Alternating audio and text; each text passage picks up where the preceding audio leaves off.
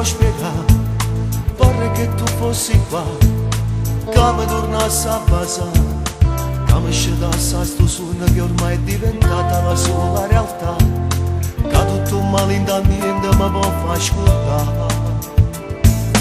Tempo che passa e non te ne mi dai che sta amore che non è più mio, fammi scordare sti buci, fammi cagnare vita mia. Voglio provare un'altra volta il sapore stupendo ma senza di lei, che se ne chiude lontano scordando se me.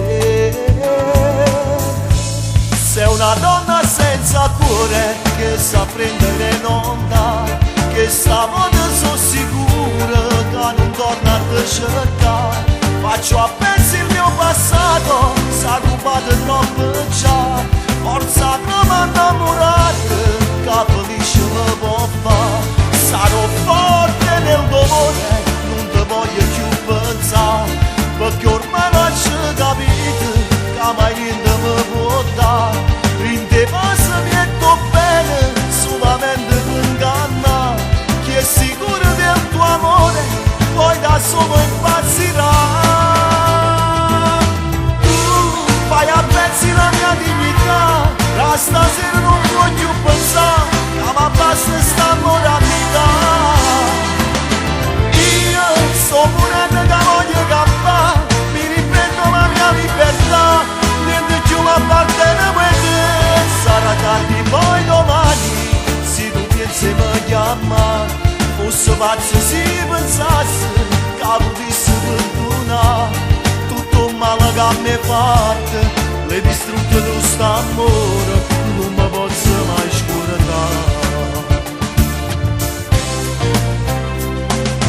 E quando penso per te che sono stata su io non mi saggio spiegare, passo giornate a pensare senza capire la verità. Se un capriccio in asilo, un amore sincero si vuole mazziare, almeno che sta te prega fammelo sapere.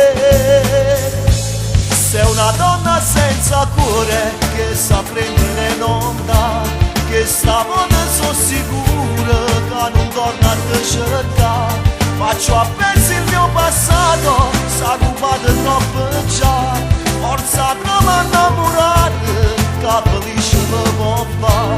Sarò forte nel dolore, non ti voglio più pensare, perché ormai non c'è capito che mai niente mi può dare. In te passa niente bene, solamente per ingannare, chi è sicuro del tuo amore, poi da solo impazzirà.